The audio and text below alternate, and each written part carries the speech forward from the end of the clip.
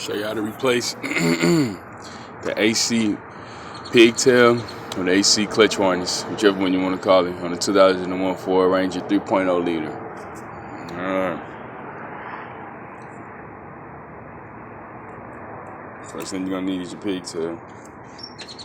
Some wire cutters inside the box. It should come with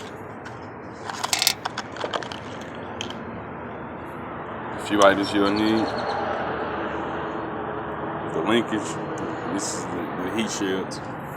First thing you want to do, grab your flathead. Put it back here. It's a little clip. Let me see.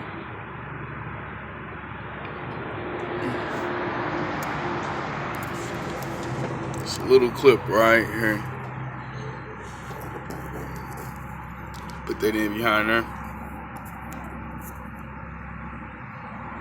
Pull it back. You should be able to pull it clean out.